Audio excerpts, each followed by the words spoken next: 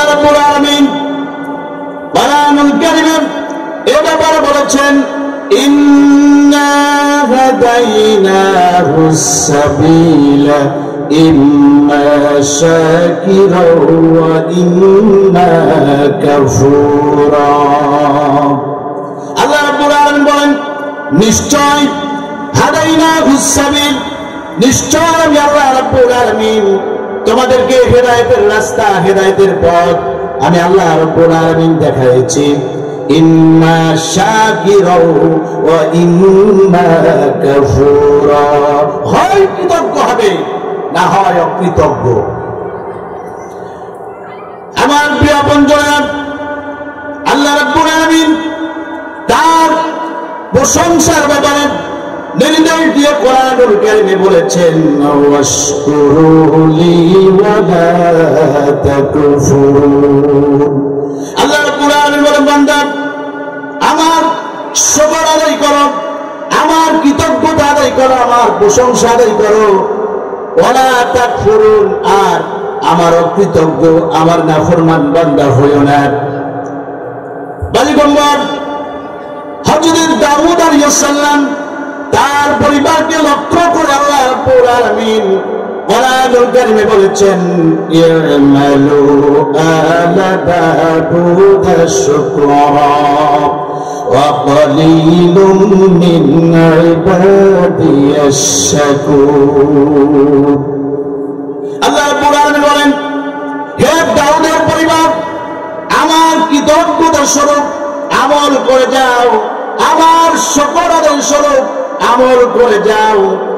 আমার বান্দাদের মধ্যে খুব অল্প সংখ্যক লোক আমার শুকর আদায় করে, আমার কৃতজ্ঞতা আদায় করে। কথাকার আস্তে বলবেন না, কথাকার অল্প সংখ্যক লোক যারা আল্লাহর কৃতজ্ঞতা আদায় করে, আল্লাহর শুকর আদায় করে। আমার প্রিয় বন্ধুরা, আল্লাহ রাব্বুল আলামিন হযরত লুকমান আলাইহিস সালামকে জ্ঞান দান করলেন, হিকমত দান করলেন।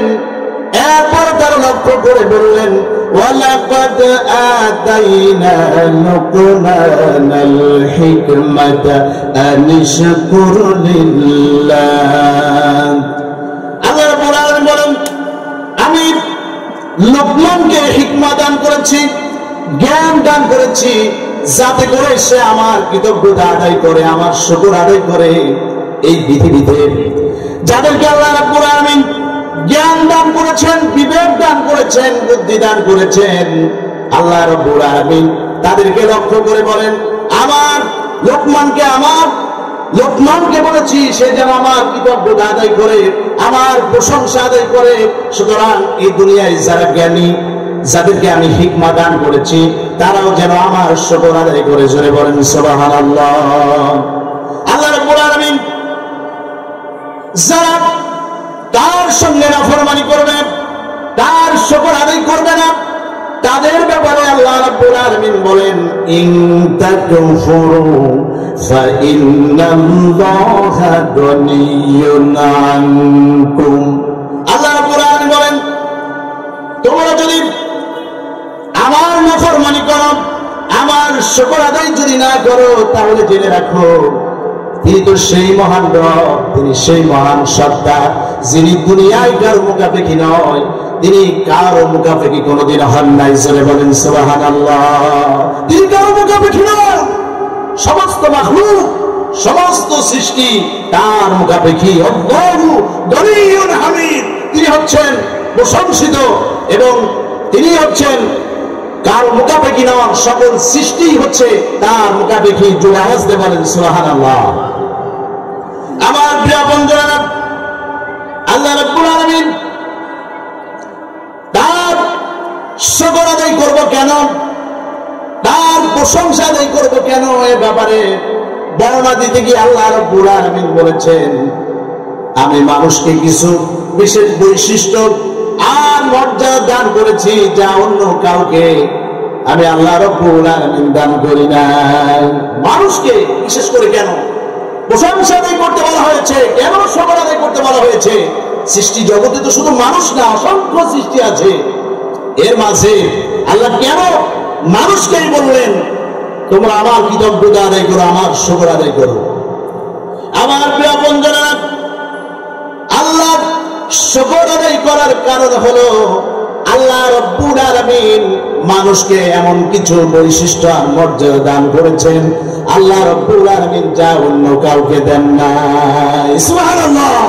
মানুষকে কিছু বৈশিষ্ট্য আর মর্যাদা স্বয়ং আল্লাহ রাব্বুল আলামিন দিয়েছেন যা এই বিশ্বকে আল্লাহ রাব্বুল আলামিন কাউকে দেন নাই। এজন্য বিশেষ করে আল্লাহ রাব্বুল আলামিন মানুষকেই লক্ষ্য করে বলেছেন তোমরা আমার শুকর আদায় করো, আমার কৃতজ্ঞতা আদায় করো।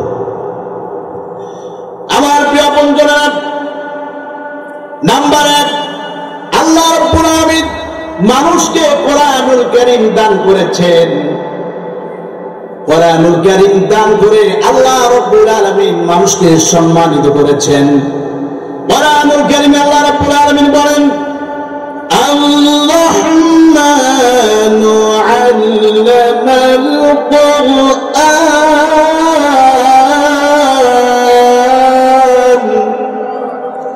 আল্লাহ রাব্বুল আলামিন বলেন তিনি দয়াময় রহমান, তিনি হচ্ছেন মহিয়ান রহমান, যিনি তোমাদেরকে শিক্ষা দিয়েছেন আল কোরআন।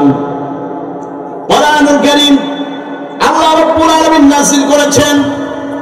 এই কোরআন আমরা পড়তে পারতাম না, কোরআন জানতাম না, আল্লাহ রাব্বুল আলামিন তিনি আমাদেরকে কোরআন শিক্ষা দিয়েছেন।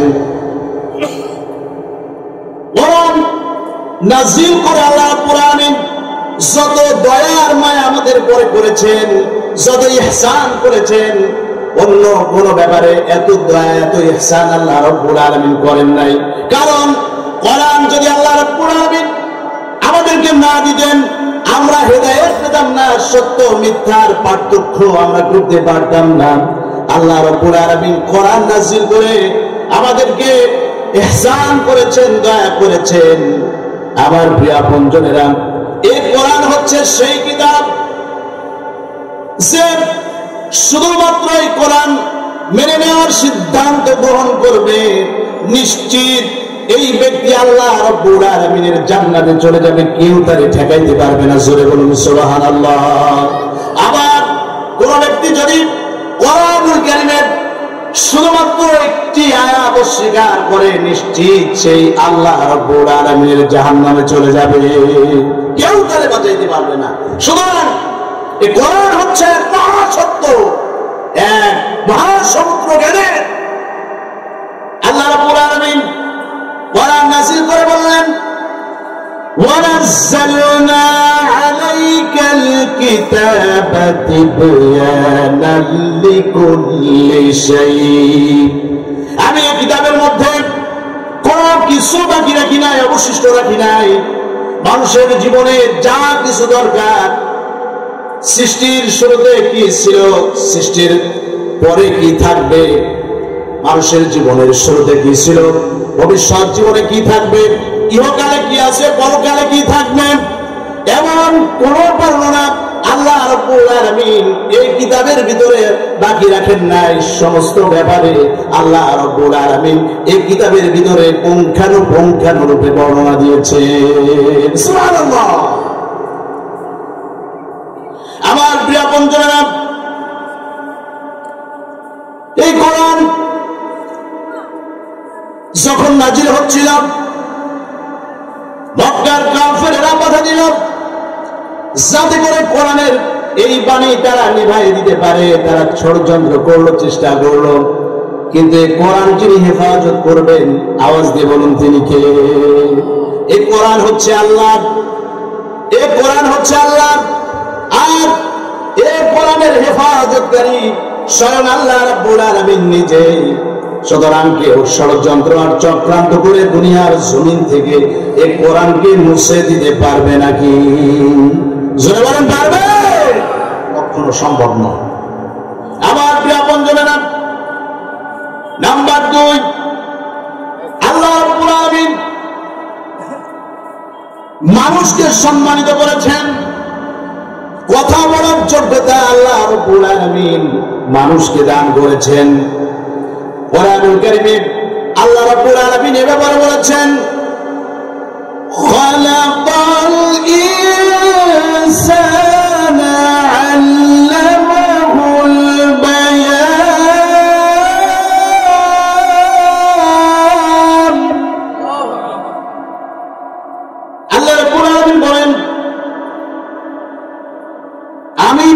সৃষ্টি করেছি, আর কথা বলার যোগ্যতা আমি আল্লাহ রাব্বুল আলামিন দান করেছি। আওয়াজ দিয়ে বলেন সুবহানাল্লাহ।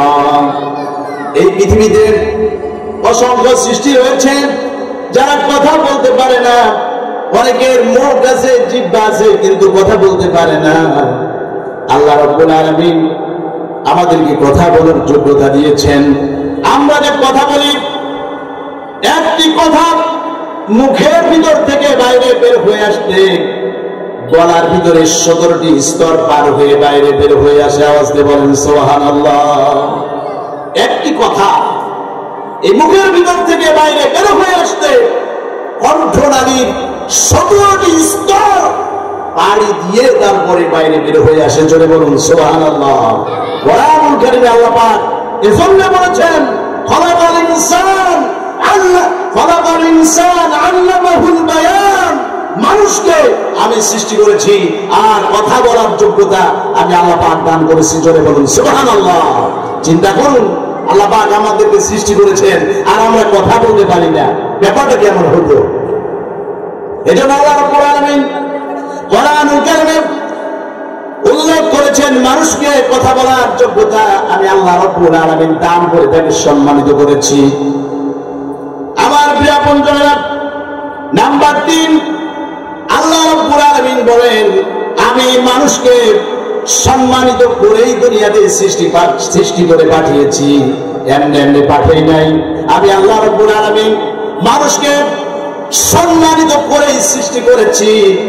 কোরআনুল কারীমে আল্লাহ রাব্বুল আলামিন তা বলেছেন ওয়া লাকাদ কাররামনা বনি আদম, আমি বনি আদমকে সম্মানিত করেই সৃষ্টি করেছি। জোরে বলুন সুবহানাল্লাহ। বনি আদমকে, মানুষকে আল্লাহ পাক সম্মানিত করেই সৃষ্টি করেছেন, সম্মান দিয়েই আল্লাহ পাক তাকে সৃষ্টি করেছেন। জোরে বলুন সুবহানাল্লাহ। আরো জোরে আওয়াজ দিয়ে বলুন সুবহানাল্লাহ।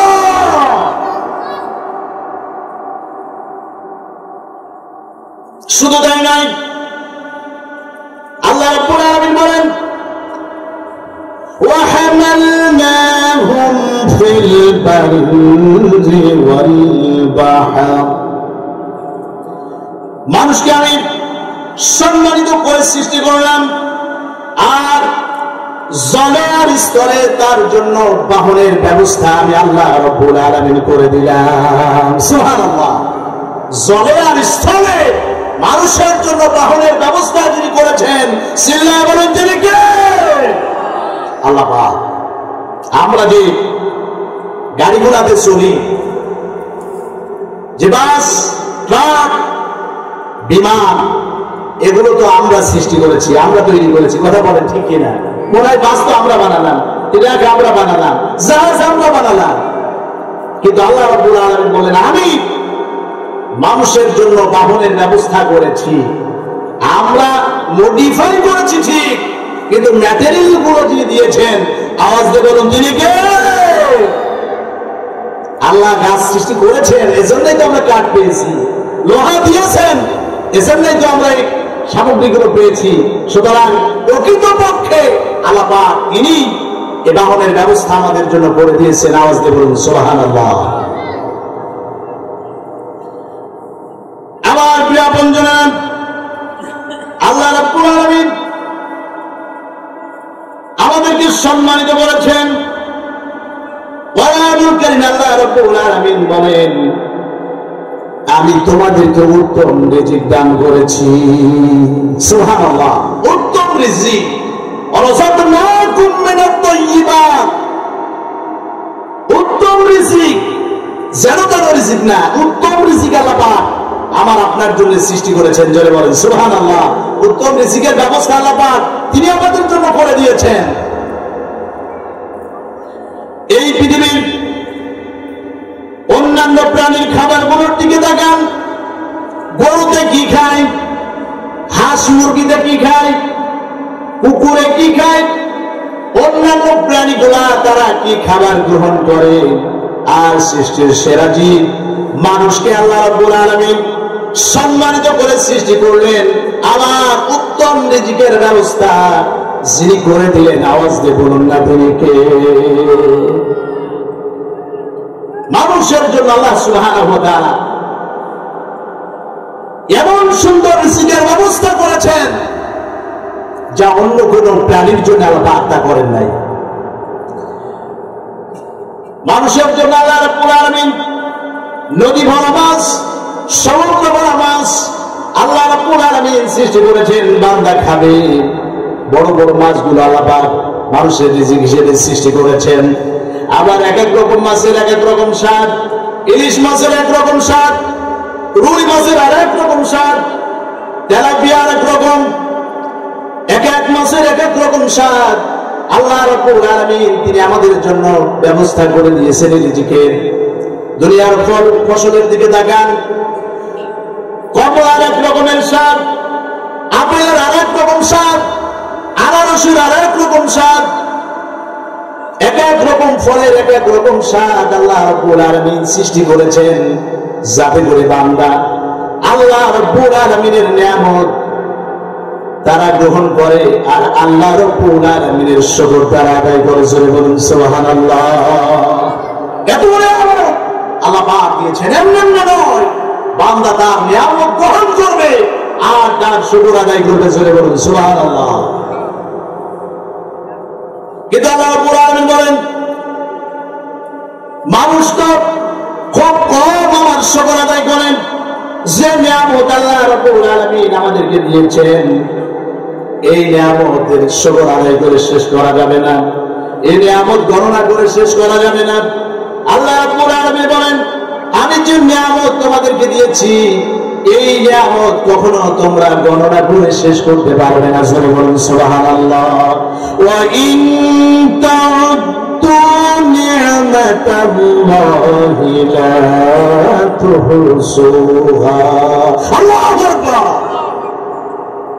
জীবনের শুরু থেকে যদি নিয়ামত গণনা করা শুরু হয়, আল্লাহ রাব্বুল আলামিন বলেন জীবন শেষ হয়ে যাবে, কিন্তু আমার নিয়ামত গণনা করে তোমরা শেষ করতে পারবে না। জোরে বলুন না সুবহানাল্লাহ।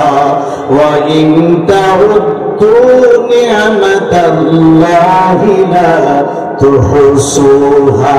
কখনোই গণনা করে তোমরা শেষ করতে পারবে না। জোরে আওয়াজ দিয়ে বলেন সুবহানাল্লাহ। আমার প্রিয় বন্ধুরা, আল্লাহ রাব্বুল আলামিন বলেন, উত্তম রিজিক আমি আল্লাহ রাব্বুল আলামিন তোমাদেরকে দিলাম। নাম্বার 5, আল্লাহ রাব্বুল আলামিন আমাদের জন্য উত্তম পোশাকের ব্যবস্থা করেছেন। সৃষ্টির সেরা জীব মানুষ আল্লাহ রাব্বুল আলামিন উলঙ্গ করে রাখেন নাই। সৃষ্টির সেরা জীব মানুষ উলঙ্গ হয়ে থাকবে আল্লাহ রাব্বুল আলামিন তা পছন্দ করেন নাই। কোরআনুল কারীমে আল্লাহ রাব্বুল আলামিন তা বলেছেন, ইয়া বানি আদম কদ আনজালনা আলাইকুম লিবাসান ইউরি সাওআতিকুম ওয়া রিশা। জোরে বলুন আল্লাহু আকবার। আল্লাহ রাব্বুল আলামিন বলেন, আমি তোমাদের জন্য উত্তম পোশাকের ব্যবস্থা করেছি, যাতে করে তোমরা তোমাদের শরীর, তোমাদের আব্রু, তোমাদের লজ্জা স্থান যাতে করে তোমরা ঢাকতে পারো। আমি আল্লাহ রাব্বুল আলামিন উত্তম পোশাকের ব্যবস্থা আমি তোমাদের জন্য করে দিয়েছি। সুবহানাল্লাহ। আমার প্রিয় বন্ধুরা, আল্লাহ রাব্বুল আলামিন বলেন, বান্দা তোমাদেরকে শ্রেষ্ঠ করে সৃষ্টি করলাম, তোমরা জাহান্নামে যাবে এটা আমি চাই নাই। তোমাদের জন্য আরেকটি সুখের জায়গা আমি আল্লাহ রাব্বুল আলামিন প্রস্তুত করে রেখেছি। জোরে আওয়াজ দিয়ে বলুন, সেটার নাম কি? জান্নাত। সেটার নাম কি? জান্নাত। শ্রেষ্ঠ করে সৃষ্টি করলেন। আবার এই শ্রেষ্ঠ সৃষ্টিকে আল্লাহ সুবহানাহু ওয়া তাআলা তিনি তাদের জন্য পরকালে উত্তম একটি জায়গা সৃষ্টি করে রেখেছেন, সেটার নাম হচ্ছে জান্নাত। সেটার নাম কি? জান্নাত। মানুষ যেন এই শ্রেষ্ঠ জায়গায়, উত্তম জায়গায় মানুষ যাতে করে যেতে পারে, তারা যেন পথভ্রষ্ট না হয়ে যায়, বিপদগামী যেন তারা না হয়ে যায়। এই জন্য আল্লাহ পাক অসংখ্য নবী রাসূল আল্লাহ পাক এই পৃথিবীতে পাঠিয়েছেন। আল্লাহ রাব্বুল আলামিন বলেন, ওয়ালাকাদ আরসালনা রাসূলানা বিল বায়িনাত, সুস্পষ্ট নিদর্শন দিয়ে আমি আল্লাহ পাক অসংখ্য নবী রাসূল এই পৃথিবীতে পাঠিয়েছি। আওয়াজ দিয়ে বলেন সুবহানাল্লাহ। মানব যেন বিপদগামী না হয়ে যায়, পথভ্রষ্ট না হয়ে যায়, এই কারণে আল্লাহ পাক অসংখ্য নবী রাসূল এই পৃথিবীতে পাঠিয়েছেন, যারা মানুষের ডালে ডালে গিয়ে তাওহীদের দাওয়াত দিয়েছেন, পথ ভোলা মানুষদেরকে সঠিক পথের রাস্তা তারা দেখিয়েছেন। চিল্লায়ে বলুন সুবহানাল্লাহ। আমার প্রিয় বন্ধুরা, আল্লাহ রাব্বুল আলামিন কোরআনুল কারীমে বলেন, ওয়া আসবাগা আলাইকুম নি'মাহু যাহিরাতাও ওয়া বাতিনা। আল্লাহ রাব্বুল আলামিন বলেন, আমি প্রকাশ্য আর অপ্রকাশ্য অসংখ্য নিয়ামত রাজি দিয়ে আমি আল্লাহ রাব্বুল আলামিন তোমাদেরকে ভরপুর করে দিয়েছি। সুবহানাল্লাহ। কিছু নিয়ামত আমরা দেখতে পাই, আবার কিছু নিয়ামত আমাদের চোখের অন্তরালে রয়ে গেছে, যেগুলো আমরা দেখতে পাই না। আল্লাহ পাক বলেন, আমি প্রকাশ্য অপ্রকাশ্য অসংখ্য নিয়ামত রাজি দিয়ে আমি আল্লাহ পাক ভরপুর করে দিয়েছি। জোরে বলুন সুবহানাল্লাহ। ওই আল্লাহর শুকর আদায় করে কি শেষ করা যাবে? আস্তে বলবেন না যাবে। আল্লাহ রাব্বুল আলামিনের শুকর আদায় করে শেষ করা যাবে না। শুকরিয়া জানাই আল্লাহ, শুকরিয়া জানাই তোমার, অসহায় বান্দা মোরা বেঁচে আছি তোমার দয়ায়। শুকরিয়া জানাই আল্লাহ, শুকরিয়া জানাই তোমার, অসহায় বান্দা মোরা বেঁচে আছি তোমার দয়ায়। কথা বলুন ঠিক কিনা? সালাতু সালাম পেশ করছি বিশ্বনবী, বিশ্বনেতা, যিনি আইয়ামে জাহিলিয়ার যুগে আগমন করে অসভ্য মানুষগুলোকে সভ্য মানুষ বানিয়েছেন। আল কোরআন নামক সংবিধান দিয়া একটি সোনালী সমাজ গঠন করে মদিনার ওই সবুজ গম্বুজের নিচে শায়িত আছেন। আমরা ওই রাসূলের প্রতি হৃদয়ের সবটুকু ভালোবাসা দিয়ে পড়ছি সাল্লাল্লাহু আলাইহি ওয়াসাল্লাম। তিনি তো সেই নবী, আল্লাহ রাব্বুল আলামিনের পরেই যার মর্যাদা। জোরে বলুন সুবহানাল্লাহ। আল্লাহ রাব্বুল আলামিন কোরআনুল কারীমে বলেছেন, ওয়ারাফা'না লাকা যিকরাক, নবী হে আপনার সম্মান, আপনার মর্যাদা আমি আল্লাহ পাক বাড়িয়ে দিয়েছি। জোরে বলুন সুবহানাল্লাহ। তিনি তো সেই নবী যিনি পাথরের আঘাতে রক্তাক্ত হয়েছেন, দান্দার মোবারক শহীদ হয়েছে, এরপরও তিনি উম্মতের জন্য বদদুয়া করেন নাই। সুবহানাল্লাহ বলবেন না? জোরে বলুন সুবহানাল্লাহ। তিনি তো সেই নবী যিনি আঘাতপ্রাপ্ত হওয়ার পরেও উম্মতের জন্য দোয়া করেছেন। জোরে বলুন সুবহানাল্লাহ। আমার প্রিয় আপনজনেরা, তিনি তো সেই নবী যার হাতের সংস্পর্শে, যার হাতের ছোঁয়ায় অসুস্থ মানুষ সুস্থ হয়ে গিয়েছে। জোরে বলুন সুবহানাল্লাহ। উহুদ যুদ্ধের সময় রাসূলুল্লাহ সাল্লাল্লাহু হযরত কাবাদা রাদিয়াল্লাহু তাআলা কাফেরদের বিরুদ্ধে যুদ্ধ করতেছেন। যুদ্ধের এক পর্যায়ে হযরত কাতাদা রাদিয়াল্লাহু তাআলা আনহুর চোখ বরাবর একটি তীর এসে বিঁধে গেল। হযরত কাতাদা রাদিয়াল্লাহু তাআলা আনহু তীরটা টেনে বের করলেন ঠিক, কিন্তু কোটরের ভিতর থেকে চোখটা বাইরে বের হয়ে আসলো। হযরত কাতাদা রাদিয়াল্লাহু তাআলা আনহু চোখ দিয়ে রক্ত প্রবাহিত হতেছে, তবুও তিনি দমে যান নাই, কাফেরদের বিরুদ্ধে লড়াই করতেছেন। কারণ দিন ইসলাম দুনিয়ার বুকে কায়েম করতে হবে, লড়াই করতে হবে কাফেরদের সঙ্গে। চোখ বাঁধা হয়ে দাঁড়ালো, চোখ কোটর থেকে বাইরে বের হয়ে আসলো। রাসূলুল্লাহর সাহাবী হযরত কাতাদা রাদিয়াল্লাহু তাআলা আনহু চোখটা টান দিয়ে তিনি ছিঁড়ে ফেললেন। এরপরে তিনি কাফেরদের বিরুদ্ধে লড়াই করছেন, প্রচন্ড বেগে লড়াই করলেন। যুদ্ধ শেষ হয়ে গেল। হযরত কাতাদা রাদিয়াল্লাহু তাআলা আনহু বিশ্বনবীর সামনে গিয়ে দাঁড়ালেন। রাসূলুল্লাহ সাল্লাল্লাহু আলাইহি ওয়াসাল্লাম হযরত কাতাদা রাদিয়াল্লাহু তাআলা আনহুর এই দৃশ্য দেখে বললেন, কাতাদা এই অবস্থা তোমার কি করে হলো?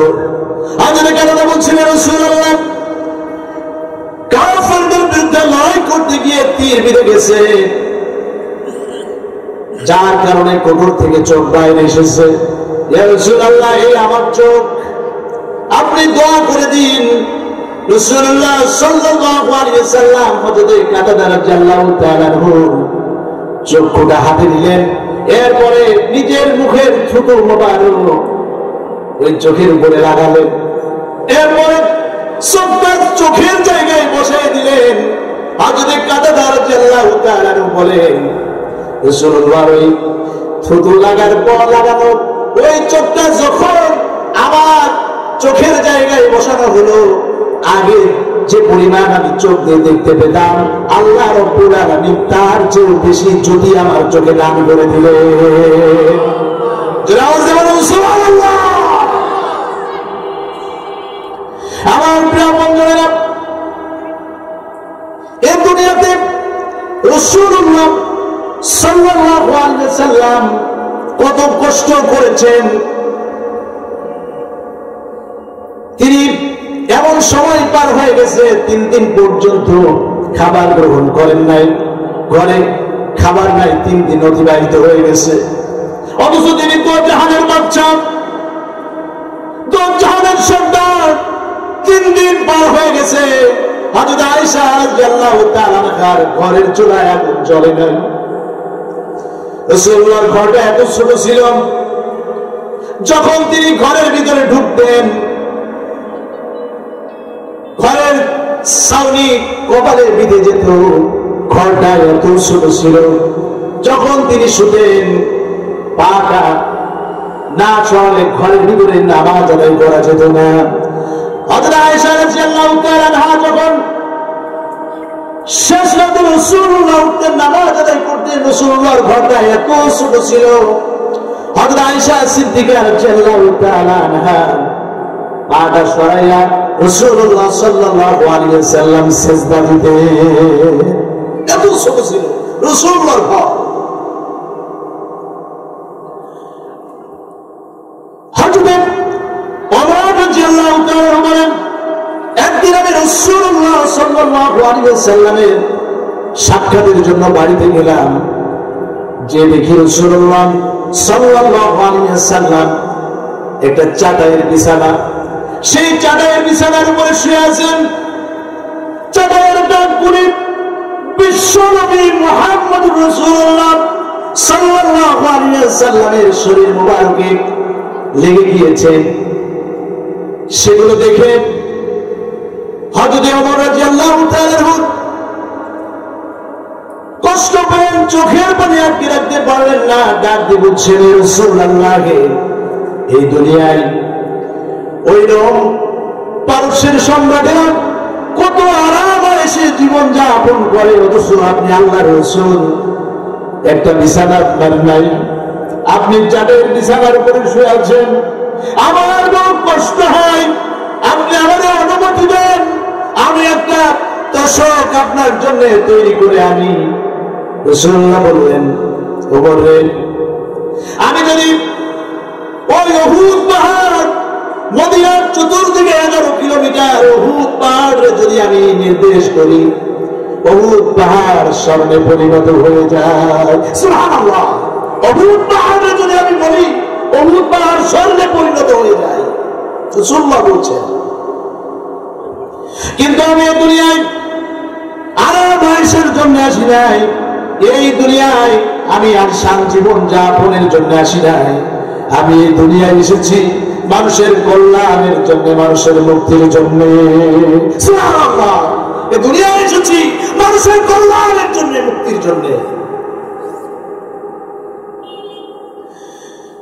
হে রাসূল তোমায় ভালোবাসি,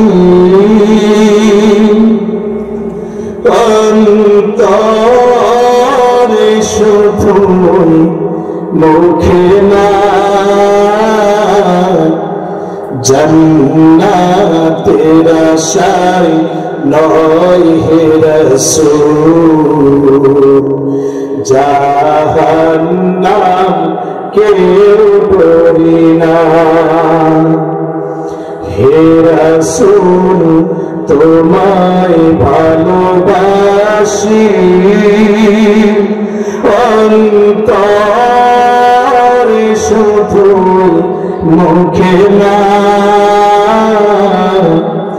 জান্নাতের আশায় নয় হে রাসূল, জাহান্নাম কেউ ডরি না। তোমায় পাওয়ার আশায় মন ছুটে যায় মদিনা, তোমায় পাওয়ার আশায় মন ছুটে যায় মদিনা। এ আশিকে দিদার দাও না, আর দূরে থাকিও না। এ আশিকে দিদার দাও না, আর দূরে থাকিও না। হে রাসূল তোমায় ভালোবাসি, তোমায় ভালোবাসি, অন্তরে শুধু মুখে না, জান্নাতের আশায় নয় হে রাসূল, জাহান্নাম কেউ ডরি না।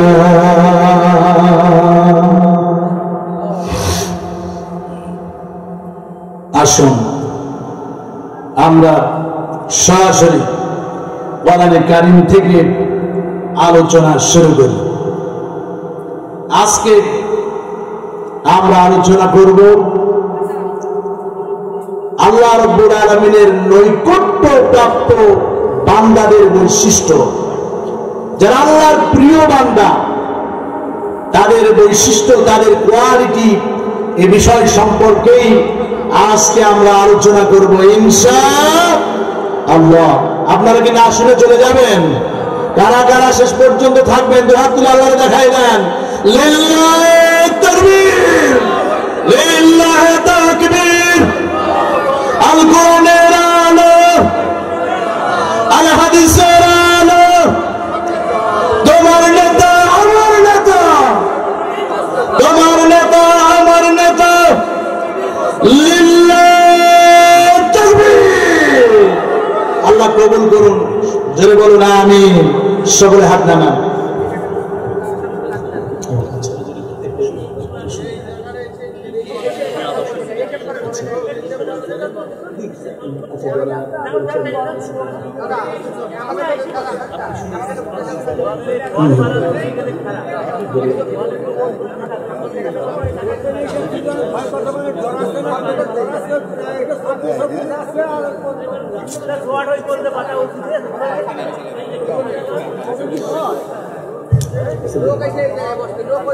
সকলে বলেন আলহামদুলিল্লাহ। আমাদের আজকের মাহফিলে আমন্ত্রিত কিছু মেহমান এসেছেন, তারা অত্যন্ত ব্যস্ত। তো আমরা আলোচনার মাঝখান দিয়ে তাদেরকে একটু কথা বলার সুযোগ দেই। আপনারা ধীর স্থির ভাবে তাদের কথাগুলো শুনবেন, আলোচনা চলবে ইনশাআল্লাহ। অতিথিদের আমরা কথা বলার সুযোগ দিয়ে আমি এখানে আলোচনা স্থগিত করছি। এরপরে অতিথিরা আলোচনা করার পর ইনশাআল্লাহ বাদ বাকি আলোচনা শুরু হবে ইনশাআল্লাহ। আলহামদুলিল্লাহ। এরপর যে আমাদের সামনে কিছু বক্তব্য রাখছেন বিশেষ অতিথি জনাব মোহাম্মদ আব্দুল মান্নান। জনাব মোহাম্মদ আব্দুল মান্নান তার কথা বলার জন্য বিশেষভাবে অনুরোধ করেছে।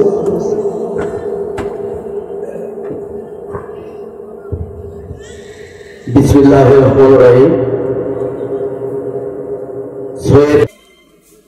أعوذ بالله من الشيطان الرجيم. بسم الله الرحمن الرحيم. وعباد الرحمن الذين يمشون على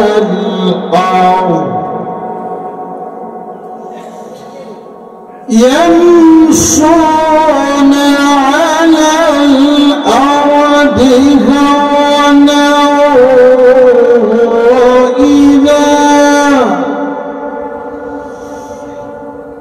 وإذا خاطبهم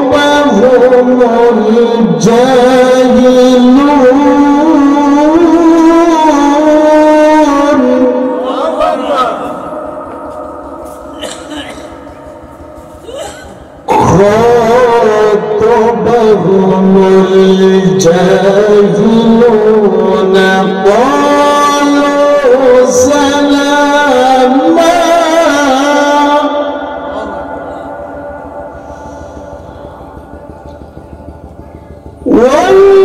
والذين يبيتون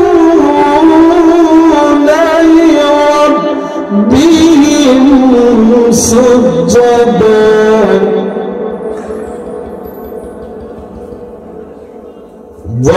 والذين يقولون ربنا اصرف عنا عذاب جهنم إن عذابها كان غراما. إن عذابها كان غراما.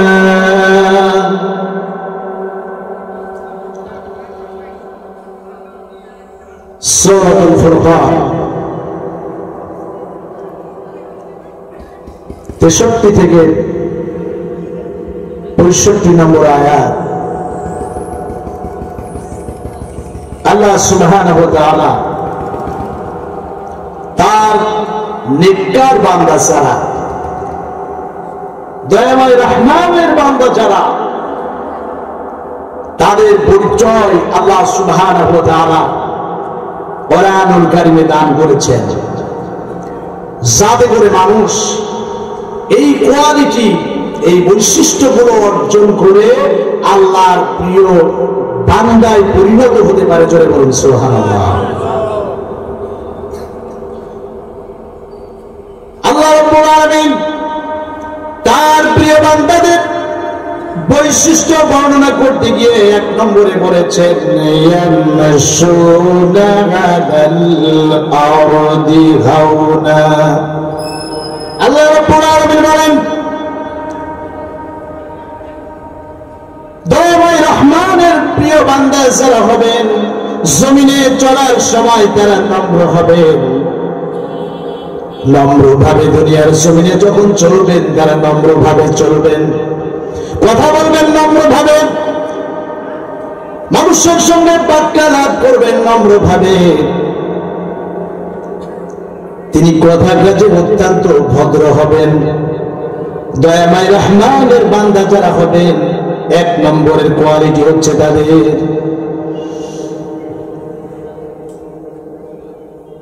বিশ্বনবী মুহাম্মদুর রাসূলুল্লাহ সাল্লাল্লাহু আলাইহি ওয়াসাল্লামের দরবারে এক ইহুদি আসলো। হযরত আয়েশা সিদ্দিকা রাদিয়াল্লাহু তাআলা আনহা রাসূলুল্লাহর পাশে বসা। ইহুদি এসে বলছে আসসালামু আলাইকা, তোমার মৃত্যু হোক। রাসূলুল্লাহকে এসে বললেন তোমার মৃত্যু হোক সালাম না দিয়া। নবীজি কিছুই বললেন না। হযরত আয়েশা সিদ্দিকা রাদিয়াল্লাহু তাআলা আনহা নবীজির পাশে বসা, নবীজির সঙ্গে এমন বেয়াদবি তিনি সহ্য করতে পারলেন না। তিনি বলছেন তোমার মৃত্যু হোক, তোমার ধ্বংস হোক। রাসূলুল্লাহ সাল্লাল্লাহু আলাইহি ওয়াসাল্লাম হযরত আয়েশাকে থামালেন, বললেন আয়েশা তুমি এমন কথা বলো না। হযরত আয়েশা বলছেন রাসূলুল্লাহ ইহুদি আপনাকে যা বলেছে আপনি কি তা শুনতে পান নাই? নবীজি বললেন আয়েশা ইহুদি যা বলেছে আমি তো তা শুনতে পেয়েছি, আমি শুনিনি এমন নয়, তবে আমি তার জবাবে বলেছি ওয়া আলাইকা, তোমারও মৃত্যু হবে। আমার প্রিয় বন্ধুরা চিন্তা করুন, নবীজির দরবারে এসে, নবীজির বাড়িতে এসে রাসূলুল্লাহকে বললেন তোমার মৃত্যু হোক। নবীজি তিনি তো কিছু বললেনই না, কোনো বাক্যালাপ করলেন না, কোনো কথা বললেন না, গরম হলেন না। হযরত আয়েশা প্রতিবাদ করলেন ঠিক, কিন্তু রাসূলুল্লাহর পছন্দ হলো না। মানুষের সঙ্গে উত্তম ব্যবহার যিনি করতেন, এমন ভাবে মানুষের সঙ্গে ভালো ব্যবহার যিনি করতেন তিনি হচ্ছেন মুহাম্মদুর রাসূলুল্লাহ সাল্লাল্লাহু আলাইহি ওয়াসাল্লাম। মানুষ তার সঙ্গে খারাপ ব্যবহার করেছে, তিনি কখনো মানুষের সঙ্গে খারাপ ব্যবহার করেন নাই, কোনো কথা বলেন নাই, কাউকে গালি দেন নাই, ইতিহাস নাই। আমার প্রিয় বন্ধুরা আল্লাহ রাব্বুল আলামিন বলেন আমার প্রিয় বান্দা যারা হবে তারা হবে নম্র, তারা হবে ভদ্র। এই দুনিয়ায় উগ্র লোকের সংখ্যাই বেশি, মানুষের সঙ্গে খারাপ ব্যবহার করে। ক্ষমতার অর্থ যদি থাকে তাহলে তো মানুষকে মানুষই মনে করতে চায় না। ক্ষমতার মসনদে বসে বাংলাদেশের একজন তিনি অহংকার করে বলতেন খেলা হবে, কথা বলেন ঠিক কিনা? ক্ষমতার মসনদে বসে বারবার তিনি যখন বক্তৃতা দিতেন তখন তিনি বলতেন খেলা হবে, খেলা হবে, অহংকার করে তিনি বলতেন। কিন্তু অবস্থাটা কি হয়েছে? আমার আল্লাহ রাব্বুল আলামিন কোন দাম্ভিক অহংকারীকে আল্লাহ রাব্বুল আলামিন তিনি পছন্দ করেন না। ক্ষমতা সম্পদ আল্লাহ রাব্বুল আলামিন মানুষকে দিয়ে আল্লাহ রাব্বুল আলামিন পরীক্ষা নিতে চান কারা এগুলোর সঠিক ব্যবহার করে। ক্ষমতা দিয়েছেন আল্লাহ, অপব্যবহার করলে আল্লাহ রাব্বুল আলামিন ক্ষমতার মসনদ থেকে তাকে টেনে হেসে নামাইতে আল্লাহ রাব্বুল আলামিনের 1 মুহূর্ত সময় লাগে না, কথা বলেন ঠিক কিনা? আপনারা দেখতে পেয়েছেন যে এত দাম্ভিক, এত অহংকার সব ধুলায় মিশায় গেছে, কথা বলেন ঠিক কিনা? সুতরাং ক্ষমতা পাইলেই অহংকার আর গর্ব করা যাবে না, কথা বলেন ঠিক কিনা? অহংকার হচ্ছে শয়তান থেকে আসে, শয়তানের আচরণ হচ্ছে অহংকার করা। হযরত আদম আলাইহিস সালামকে সৃষ্টি করে আল্লাহ রাব্বুল আলামিন বললেন যাও আদমকে সিজদা করো। আল্লাহ বলছে আদমের থেকে আমি আমার শক্তি বেশি আদমকে আমি সিজদা করব না। আল্লাহ রাব্বুল আলামিনের ওয়ার্ডার সে প্রত্যাখ্যান করলো। আল্লাহ রাব্বুল আলামিন তার ওয়ার্ডার প্রত্যাখ্যান করার কারণে দুইটা জিনিস থেকে তাকে চিরবঞ্চিত করেছেন। আল্লাহ রাব্বুল আলামিন বললেন, আদে জিন, তুমি আমার অর্ডার প্রত্যাখ্যান করেছো, আমার কথা তুমি অমান্য করেছো, আমি আল্লাহ রাব্বুল আলামিন দুইটা জিনিস থেকে তোমাকে চিরবঞ্চিত করলাম। একটি হচ্ছে আমি আল্লাহ রাব্বুল আলামিন কোনদিন তোমাকে ক্ষমা করব না, আর নাম্বার 2, আমার বানানো জান্নাতে আমি আল্লাহ রাব্বুল আলামিন কোনদিন তোমারে ঢোকাবো না। আমার প্রিয় বন্ধুরা, এই দুনিয়ার যারা দাম্ভিক অহংকারী, আল্লাহ রাব্বুল আলামিন এই দুইটা জিনিস থেকে তাদেরকেও মাহরুম করবেন। তাদেরকে আল্লাহ রাব্বুল আলামিন ক্ষমা করবেন না, আর তার বানানো জান্নাতে তাদেরকে ঢোকাবেন না। আমার প্রিয় বন্ধুরা, এটা অহংকার করা যাবে না, গর্ব করা যাবে না। যারা অহংকার করে, যারা গর্ব করে, তারা যেন আল্লাহ রাব্বুল আলামিন তার চাদর নিয়ে যেন তারা টানাটানি করে। আল্লাহ রাব্বুল আলামিন অহংকারীকে অপছন্দ করেন। কোরআনুল কারীমে আল্লাহ রাব্বুল আলামিন তা বলেছেন। নাম্বার 2, আল্লাহ রাব্বুল আলামিনের প্রিয় বান্দা যারা হবেন, 2 নম্বরে তাদের বৈশিষ্ট্য, তাদের কোয়ালিটি হচ্ছে وَإِذَا خَاطَبَهُمُ الْجَاهِلُونَ قَالُوا سَلَامًا। আল্লাহ রাব্বুল আলামিন বলেন, আমার প্রিয় বান্দা যারা হবেন, যখন তারা মানুষের সঙ্গে কথা বলবেন, অজ্ঞ জাহিল লোকদের সঙ্গে যখন তারা বাক্যালাপ করবেন, তখন তারা ঝগড়ায় লিপ্ত হবেন না, কোনো কথা বলবেন না। তারা মানুষের সঙ্গে ভালো ব্যবহার করবে, গালি দিবে না, কষ্ট দিবে না। জাহিল লোকদের সঙ্গে তর্ক করবে না, ঝগড়া করবে না। নিষেধ করেছেন কে? জোরে বলুন কে? অজ্ঞ লোকদের সঙ্গে ঝগড়া করা ইমানদারের কাজ নয়। অথচ চায়ের দোকানে যে আমরা একেবারে তুফান উঠাই দেই, কথা বলেন ঠিক কিনা? তর্ক বিতর্ক একেবারে আমাদের ভিতরে আছে, কিন্তু ইমানদার যারা, মুমিন যারা, আল্লাহ পাক বলেন তারা কখনো তর্ক বিতর্ক করতে পারবে না। আমার প্রিয় বন্ধুরা, রাসূলুল্লাহ সাল্লাল্লাহু আলাইহি সাল্লাম সাহাবীদের নিয়ে বসে আছেন। এমন সময় এক গ্রাম্য লোক রাসূলুল্লাহর দরবারে আসলেন, নবীজির কাছে কিছু চাইলেন। নবীজি তাকে তার চাহিদা মতো সামগ্রী তাকে দিলেন, কিন্তু লোকটির পছন্দ হলো না। নবীজি তাকে বললেন, ভাই আপনি কি বেশ সন্তুষ্ট হয়েছেন? লোকটি বলছে, বিন্দু পরিমাণ সন্তুষ্ট হই নাই। সাহাবের পাশে বসা লোকটির এখন বেয়াদবি দেখে সাহাবীরা বললেন, ইয়া রাসূলুল্লাহ, আপনি আমাদেরকে অনুমতি দেন, তরবারি দিয়ে তাকে দেহ থেকে কল্লা দ্বিখণ্ডিত করে দেন। নবীজি বললেন, সাহাবীরা থামো। সাহাবীদেরকে সান্ত্বনা দিলেন। এরপরে রাসূলুল্লাহ সাল্লাল্লাহু আলাইহি সাল্লাম আরো কিছু আনতে বললেন। ঘরের ভিতর থেকে আরো সামান আনা হলো, সামগ্রী এনে তাকে দেওয়া হলো। এরপরে রাসূলুল্লাহ সাল্লাল্লাহু আলাইহি সাল্লাম তারে ডেকে জিজ্ঞাসা করলেন, ভাই আপনি কি এতে সন্তুষ্ট হয়েছেন নাকি? লোকটি এত সময় রাসূলুল্লাহর ব্যবহার, রাসূলুল্লাহর আচরণ তিনি দেখতেছিলেন, সাহাবীদের উগ্রতা তিনি দেখতে পেয়েছিলেন, কিন্তু রাসূলুল্লাহ সাল্লাল্লাহু আলাইহি সাল্লামের এই সুন্দর ব্যবহারে লোকটি মুগ্ধ হয়ে গেল। লোকটি বলছে, রাসূলুল্লাহ, আমি আপনার সঙ্গে বেয়াদবি করলাম, কিন্তু আপনি আমার সঙ্গে কোনো খারাপ আচরণ করলেন না। লোকটির অন্তর্চক্ষু খুলে গেল, রাসূলুল্লাহ দিকে হাত বাড়িয়ে দিল, বলছিল, ইয়া রাসূলুল্লাহ, আপনার মতো এমন সোনার মানুষ দুনিয়াতে দেখি নাই, আমি আর অন্ধকারে থাকতে চাই না। হাত বাড়িয়ে দিলাম, এখনই আমাকে কালিমা পড়িয়ে মুসলমান বানায় দিন। জোরে বলুন সুবহানাল্লাহ, আর জোরে বলুন সুবহানাল্লাহ। বিশ্বনবীর ব্যবহার ছিল এমন, কারোর সঙ্গে কোনো কথা বলেন নাই, ঝগড়া করেন নাই। কিন্তু আজকে আমাদের পরিবারে ঝগড়া আছে না নাই? জোরে বলেন আছে না নাই? এই ঝগড়া ঝাঁটিটা পরিবারে আমাদের অনেকের পরিবারের মধ্যে কম বেশি আছে, কথা বলেন ঠিক কিনা? বিশেষ করে শাশুড়ি আর বেটার বউ, এই দুইটা হচ্ছে ছুরি কাটাকাটি, কথা বলেন ঠিক কিনা? অধিকাংশ পরিবারে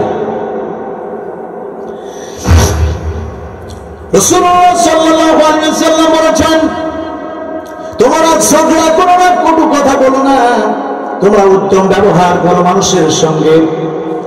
অথচ আমাদের পরিবারের মধ্যে এই ঝগড়াঝাটি আছে, বিশেষ করে শাশুড়ি বেটার বউ, এটা আমাদের চোখে এটাই বেশি দেখা যায় আজকের সমাজে।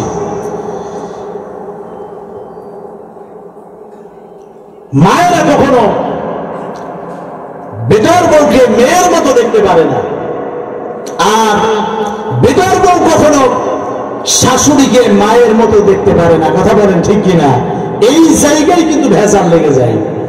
শাশুড়ি বেটার বউকে মেয়ের মতো দেখতে পারে না, আর বেটার বউ কখনো শাশুড়িকে মায়ের মতো ভালোবাসতে পারে না, যার কারণে কিন্তু ঝগড়াটা লেগে যায়, কথা বলেন ঠিক কিনা?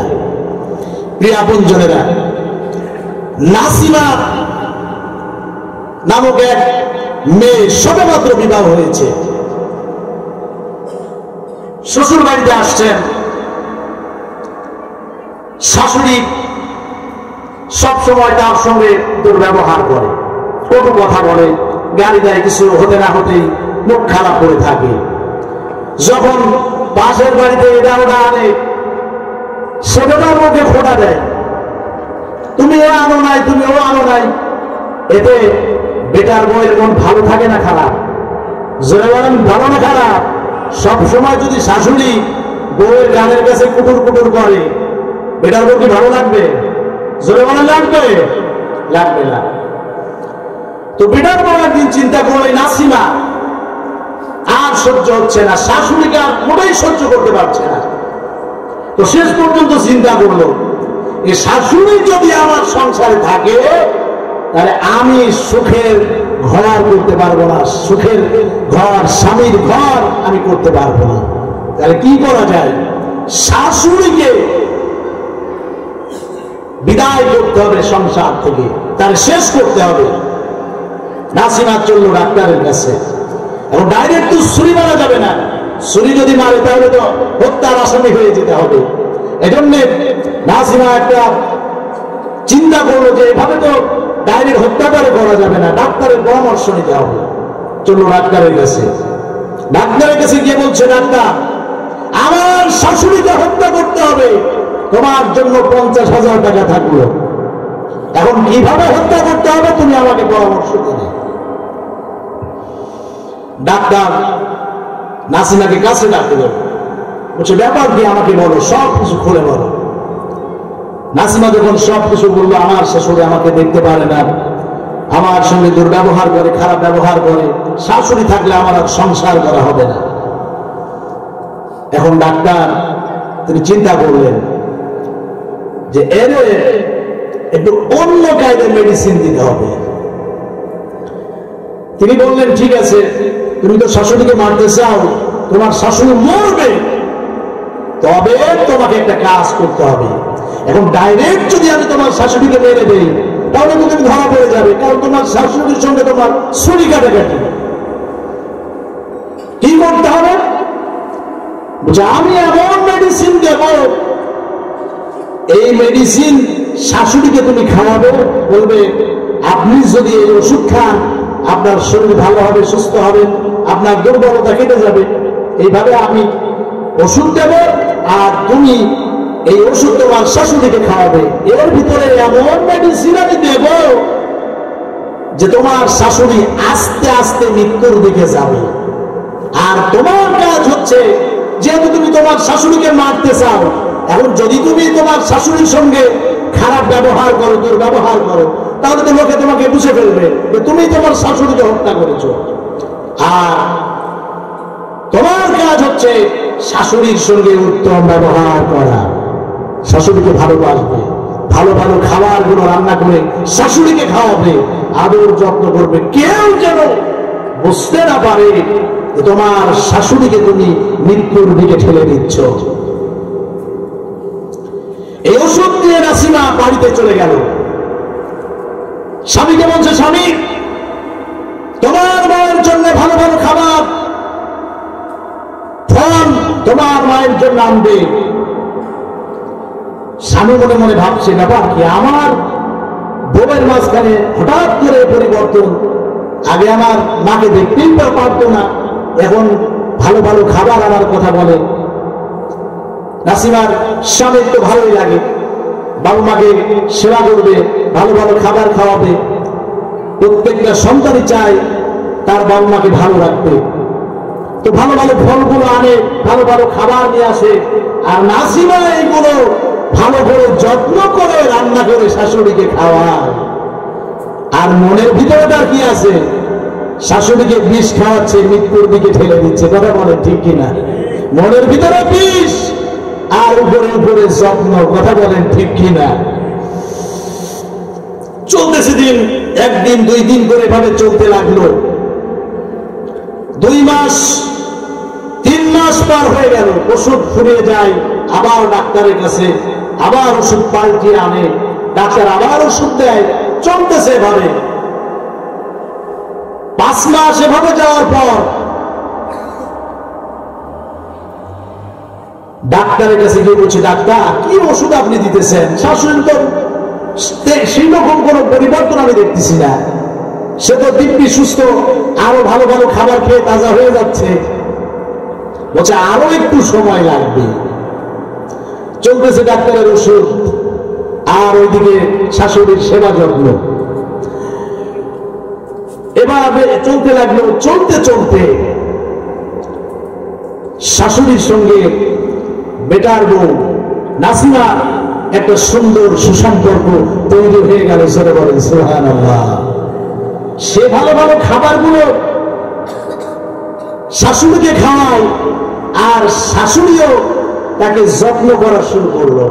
মনে মনে ভাবছে, আমার বেটার বউ তো ভালো, আমাকে যত্ন করছে, আমি যা চাই তাই সে আমার সামনে হাজির করে দিচ্ছে, হ্যাঁ আমার সঙ্গে উত্তম ব্যবহার করছে।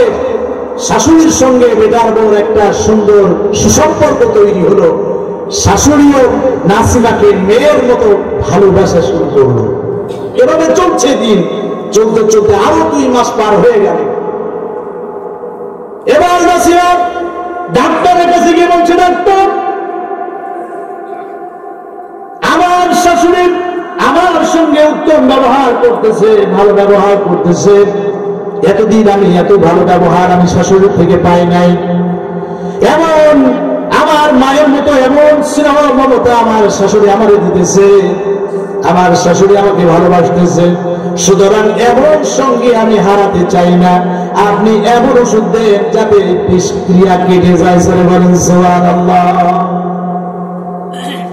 ডাক্তার এবার তার মনের অবস্থা বুঝতে পেরে ডাক্তার বলছে, নাসিমা তোমার চিন্তা করা লাগবে না, তুমি যে ওষুধ নেওয়ার জন্য আমার কাছে এসেছিলে, আমি তোমার শাশুড়িকে বিষ দেই নাই, আমি তোমার শাশুড়িকে পানি দিয়েছি, আর একটা মেডিসিন তোমাকে দিয়েছিলাম, সেটি হচ্ছে ভালোবাসার মেডিসিন। তুমি ভালোবাসবে তোমার শাশুড়িকে, আর তোমার শাশুড়ি তোমাকে ভালোবাসা শুরু করবে, পরিবারের শান্তি ফিরে আসবে। সুবহানাল্লাহ। আমার প্রিয় জন্য পরিবারে শাশুড়ি আর বেটার বউ যদি ভালো থাকে, তাদের মধ্যে সুসম্পর্ক থাকে, তাদের পরিবারটা হয়ে যায় জান্নাতের বাগান। জোরে বলেন সুবহানাল্লাহ। আর যেই পরিবারে শাশুড়ি আর বেটার বউর মধ্যে ছুরি কাটাকাটি, সেই পরিবারে কোনো শান্তি নাই। আছে নাকি? জোরে বলেন আছে নাই? সেই পরিবারে শান্তি নাই। সুতরাং মারা যারা আছেন তারা বেটার বউর সঙ্গে উত্তম ব্যবহার করবেন, ঝগড়া করবেন না, তাদেরকে বোঝাবেন।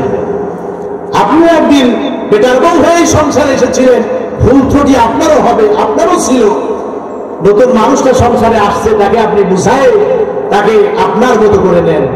আর বেটার বউরা যারা আছেন তাদেরকে আমরা বলবো, আপনি আপনার শাশুড়িকে যত্ন করুন, ভালোবাসুন। আপনিও যখন শাশুড়ি হবেন, আপনার বেটার বউরাও আপনাকে ভালোবাসবে, আপনাকে মহব্বত করবে। কথা বলুন ঠিক কিনা? কারণ দেখা দেখি চাষ, দেখা দেখি বাস। কথা বলেন ঠিক কিনা? আমার প্রিয় বন্ধুরা, কষ্ট হচ্ছে না আপনাদের? আমার প্রিয় বন্ধুরা, আল্লাহ রাব্বুল আলামিন তার নৈকট্যপ্রাপ্ত বান্দা যারা হবে, ইমানদার বান্দা যারা হবে, তাদের বৈশিষ্ট্য বর্ণনা করতে গিয়ে আল্লাহ পাক বলেন, ওয়াল্লাযীনা ইয়াবীতুনা লিরাব্বিহিম সুজদা। আল্লাহ রাব্বুল আলামিনের নৈকট্যপ্রাপ্ত বান্দা যারা হবেন, দয়াময় রহমানের প্রিয় বান্দা যারা হবেন, তারা সিজদা দিয়ে কাটাবেন। আল্লাহ রাব্বুল আলামিনের খুশি করার জন্য তারা নামাজে দণ্ডায়মান হয়ে যাবে। আমার প্রিয় বন্ধুরা, আজকে আমরা মুসলমান নাম নিয়ে বসে আছি, কিন্তু নামাজের সঙ্গে আমাদের কোনো সম্পর্ক নাই, মসজিদের সঙ্গে আমাদের কোনো সম্পর্ক নাই। আল্লাহ রাব্বুল আলামিন কোরআনুল কারীমে নামাজের বর্ণনা দিতে গিয়ে বলেছেন, ক্বাদ আফলাহাল মুমিনুন আল্লাযীনা হুম ফী সালাতিহিম খাশিউন।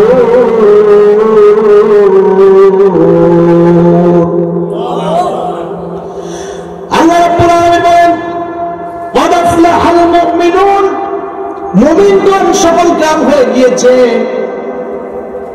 আল্লাযীনা হুম ফী সালাতিহিম খাশিউন, যারা তাদের নিজেদের নামাজের ব্যাপারে যত্নবান, তারা সফল কাম হয়ে গিয়েছে। জোরে বলুন সুবহানাল্লাহ।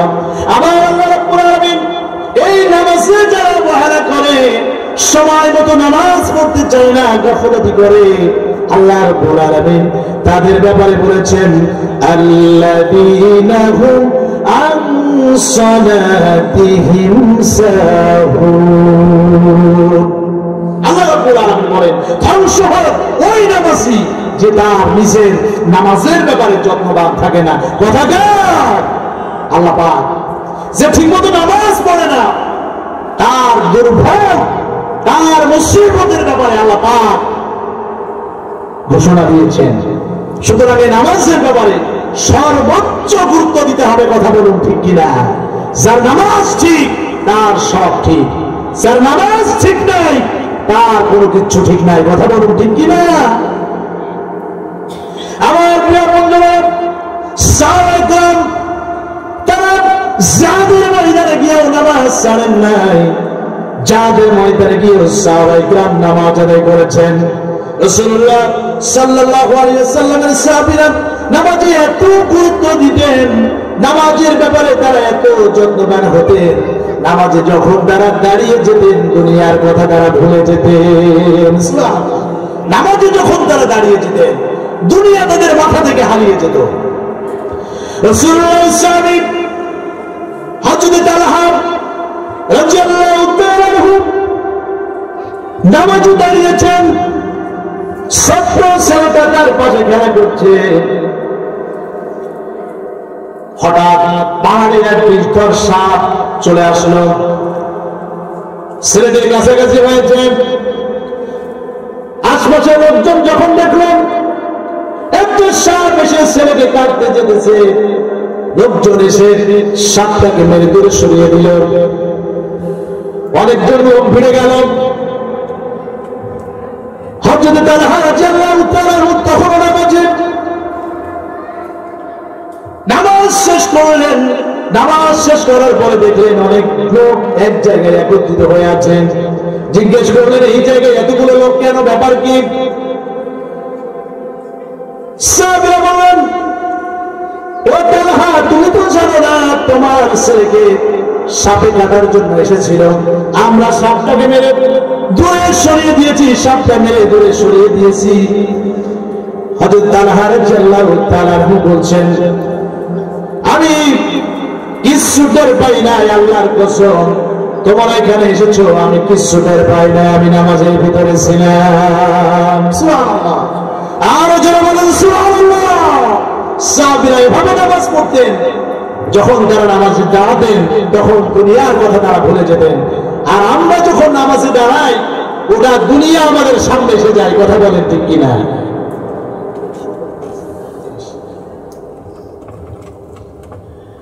আমরা যখন নামাজে দাঁড়াই তখন দুনিয়া এসে আমাদের সামনে দাঁড়িয়ে যায়। কথা বলেন ঠিক কিনা? নামাজে দাঁড়ালে তখন মনে হয় ওই অমুক ভূতে পানি নাই, পানি দিতে হবে, ওই স্ত্রীর জন্য বাজারে গিয়ে বাজার আনতে হবে।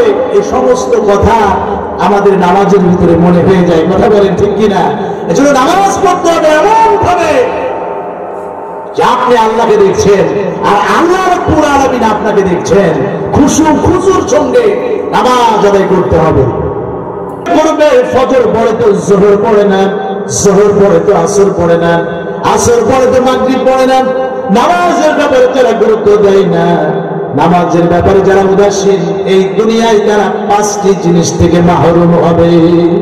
5টি জিনিস থেকে যারা নামাজকে গুরুত্ব দেয় না, 5টি জিনিস থেকে তারা মাহরুম হবে।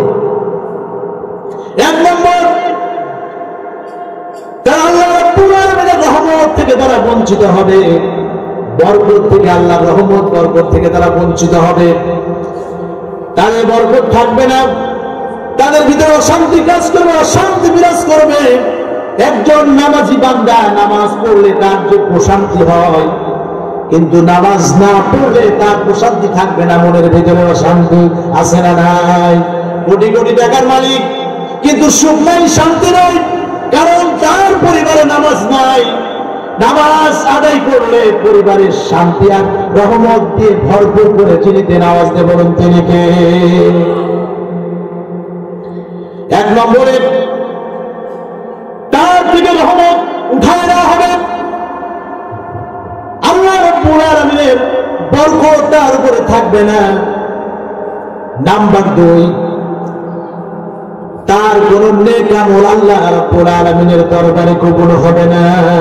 যত আমলই সে করুক না কেন, যদি নামাজ না হয়, কোন নেক আমল আল্লাহর দরবারে পৌঁছাবে?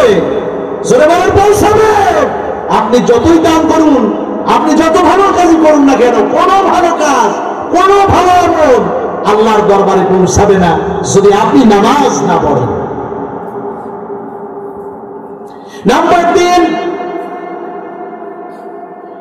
কোন দোয়া আল্লাহ রাব্বুল আলামিন মঞ্জুর করবেন না। বেনামাজি যত দোয়া করুক, বেনামাজি যত আল্লাহ রাব্বুল আলামিনের দরবারে হাত তুলুক, আল্লাহ রাব্বুল আলামিন বেনামাজির দোয়া মঞ্জুর করবেন না। নামাজ যারা পড়ে না, যত দোয়াই করুক না কেন, এ দোয়া আল্লাহ রাব্বুল আলামিনের দরবারে গিয়ে পৌঁছাবে না। নাম্বার 4, নেককার বান্দাদের দোয়ায় তার কোনো অংশীদার থাকবে না। নেককার বান্দারা যে দোয়া করবে, এই দোয়া তার কবরে গিয়ে তার যে পৌঁছাবে না। আমরা সব সময় দোয়া করি, রব্বুল আলামিন তুমি মাফ করে দাও, রব্বুল আলামিন বরকত দাও, রহমত দাও। নেককার বান্দারা যত দোয়া করুক না কেন, কোন দোয়া বেনামাজির আমল নামায় বেনামাজির কাছে গিয়ে পৌঁছাবে না। কথা বলুন ঠিক কিনা?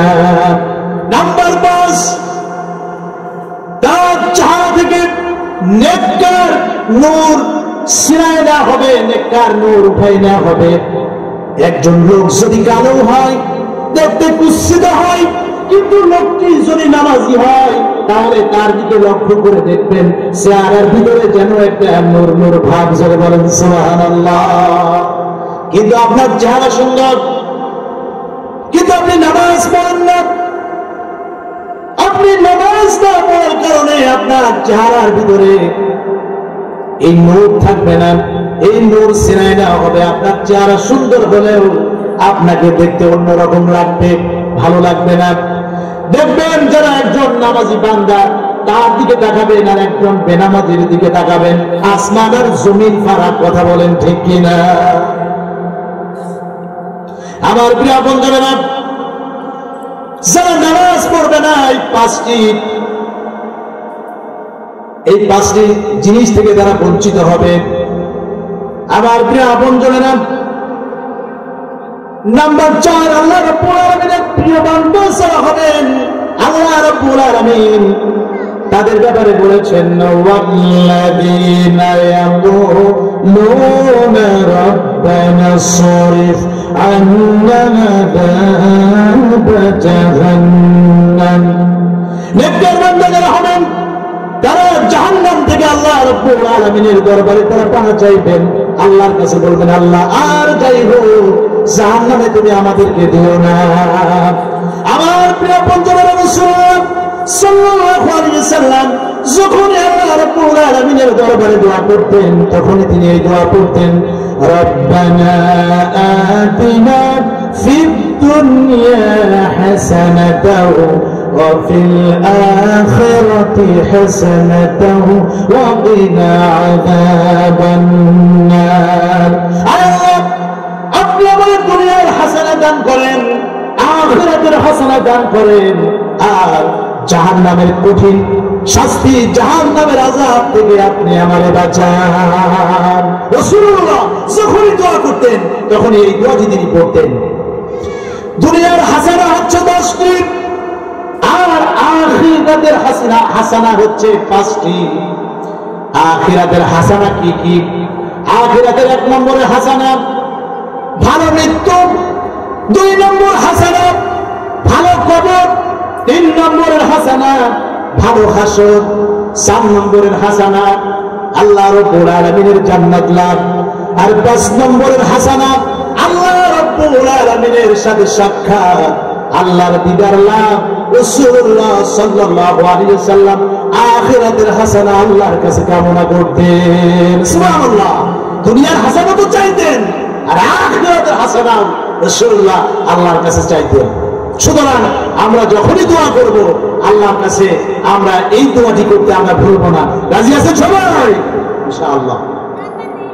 আমার প্রিয় বন্ধুরা, নাম্বার 5, ওয়াল্লাযীনা ইযা আনফাকু লাম ইউসরিফু ওয়া লাম ইয়াকতুরু। আল্লাহর প্রিয় বান্দা যারা হবেন তারা কখনো কৃপণতা করবে না, আবার অপচয় করবে না।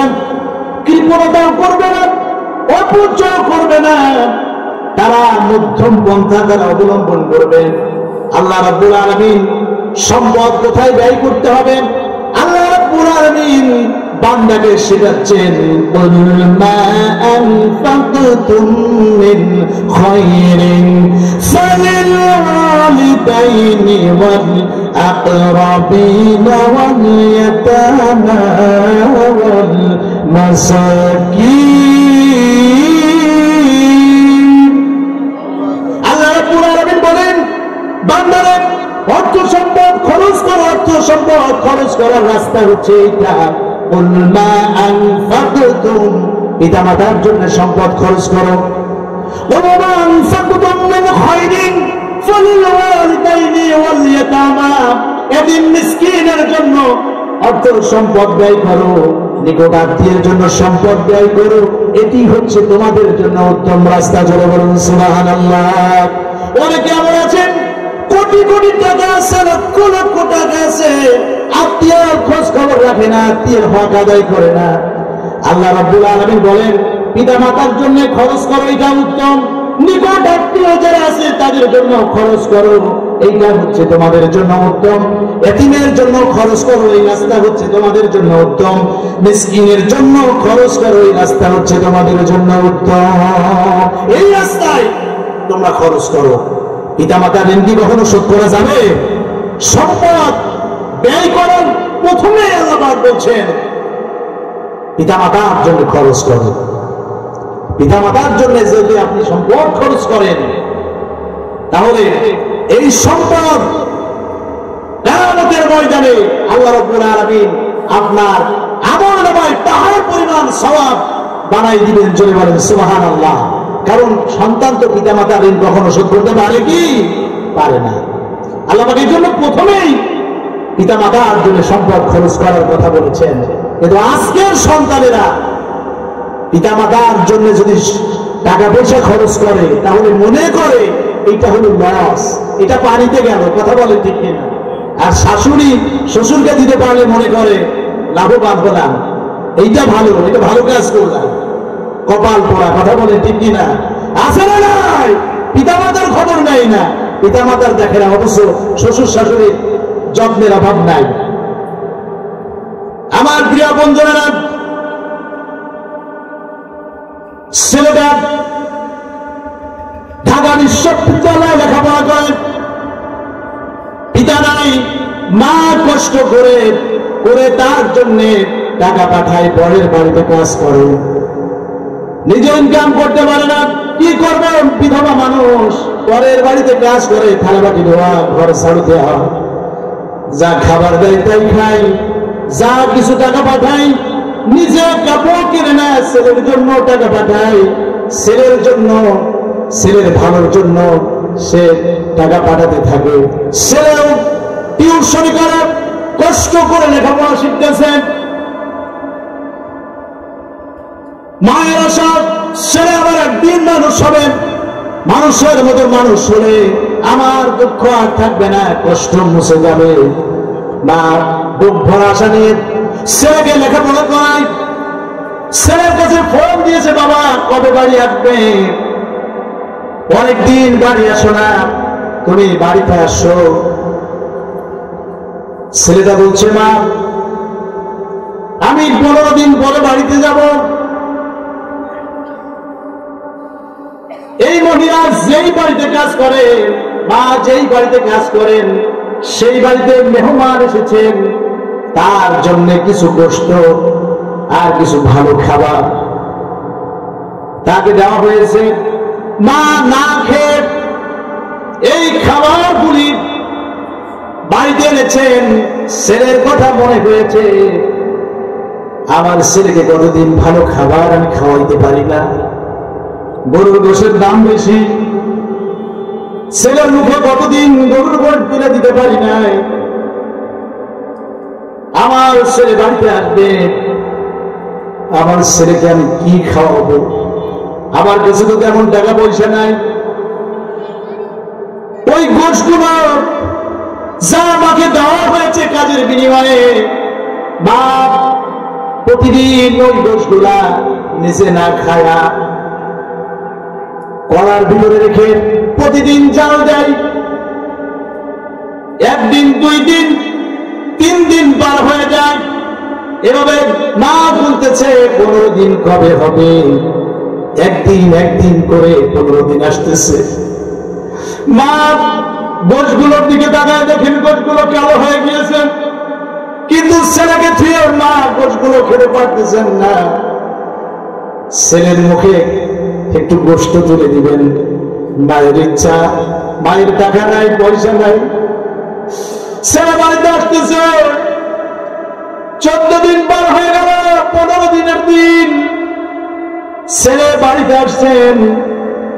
সংবাদ শোনার পর, বাড়িতে আসার সংবাদ শোনার পর মা রান্না করেছেন, ভাত রান্না করেছেন, তরকারি রান্না করেছেন, আর সেই 15 দিন চালানো গোশগুলো মা একটা বাড়িতে করে ছেলের সামনে তুলে দিয়েছেন। ছেলে বলছে, মা এই তরকারিগুলো তো দেখছি ভালো, কিন্তু এই গোশগুলো তো দেখছি কালো, এগুলো মনে হচ্ছে অনেকদিন ধরে তুমি জ্বালিয়েছ। মা বলছে, বাছা তুমি বাড়িতে আসবে, আমি তোমার কি খাওয়াবো? আমার যেই বাড়িতে কাজ করি সেই বাড়িতে থেকে কিছু খাবার আমার দেওয়া হয়েছে, আমি তো যখনই খেতে যাই তখনই তোমার মুখটা আমার চোখের সামনে ভেসে আসে। আমি তো খেতে পারি না, আমি এক পিস খেতে চাইলেও আমার মুখ দিয়ে পেটের ভিতরে যাই না। মনে হয় আমার ছেলেকে কতদিন আমি গোশত খাওয়াতে পারি না, এজন্য গোশগুলো আমি চাল দিয়ে দিয়ে এই জায়গায় আজকে তোমার সামনে দিয়েছি। ছেলে একটা গোশত তুলে মায়ের মুখে দিয়ে বলে, মা তোমার ঋণ আমার গায়ে চামড়া কেটেও যদি আমি তোমার জুতা বানিয়ে দেই, মাগো তোমার ঋণ শোধ করা যাবে না। আমার প্রিয় বন্ধুরা, এই মা অনেকে দুনিয়ার জমিন থেকে চির বিদায় নিয়ে গভীর অন্ধকার কবরে চলে গেছে। সন্তানদের দিকে তাকিয়েছে মা, সন্তানদের দিকে তাকিয়েছে বাবা। কতদিন হয়ে গেল বাবা মার কবরের পাশে তুমি যাও না, ওই বাবা মার কথা মনে করো না, যেই মা তোমার মুখে কত চুমু দিয়েছে, সেই বাবা তোমার জন্য কত টাকা ব্যয় করেছে, সেই বাবার কথা তোমার মনে হয় না, সেই মায়ের কথা তোমার মনে হয় না। যখন বাসের দরকার হয়, বাস কাটতে যাওয়া ছাড়া কবরস্থানে যাওয়া ছোটে না। এইরকম সন্তান আছে না? আল্লাহ রাব্বুল আলামিন নিজে কোরআনুল কারীমে বলছেন, وَقَضَى رَبُّكَ أَلَّا تَعْبُدُوا إِلَّا إِيَّاهُ وَبِالْوَالِدَيْنِ إِحْسَانًا। আল্লাহ রাব্বুল আলামিন বলেন, আমি মানুষকে নির্দেশ করেছি তারা যেন আমার গোলামি করে, আমার দাসত্ব করে, আমার ইবাদত করে, আর পিতামাতার সঙ্গে উত্তম ব্যবহার করে, পিতামাতার সঙ্গে ভালো ব্যবহার করে। এই নির্দেশ যিনি দিয়েছেন তিনি কে? আমি চাঁদকে বলি তুমি সুন্দর নও, আমার মায়ের মতো। গোলাপকে বলি তুমি মিষ্টি নও, আমার মায়ের মতো। মাঝে আমার সবার সেরা, মাঝে আমার সবার সেরা, অনন্তকাল বিরত। আমি চাঁদকে বলি তুমি সুন্দর নও, আমার মায়ের মতো। গোলাপকে বলি তুমি মিষ্টি নও, আমার মায়ের মতো। হীরা নাকি শুনি সবচেয়ে দামি, সারাক্ষণ করে ঝলমল, তাহার চেয়ে অধিক দামি আমার মায়ের আঁচল। মার পরশে যায় যে মুছে, মার পরশে যায় যে মুছে, সকল বেদনা যত। আমি চাঁদকে বলি তুমি সুন্দর নও, আমার মায়ের মতো। গোলাপকে বলি তুমি মিষ্টি নও, আমার মায়ের মতো। মাঝে আমার সবার সেরা, মাঝে আমার সবার সেরা, অনন্তকাল বিরত।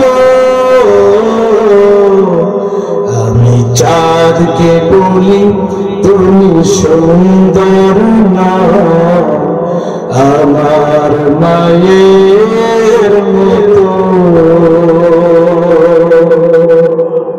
সকলের জন্য দোয়া করে, সকলের কাছে দোয়া চেয়ে আজকের এই মাহফিলের সাফল্য কামনা করে, আজকের এই মাহফিল আমি জানি এই গ্রাম হচ্ছে আমার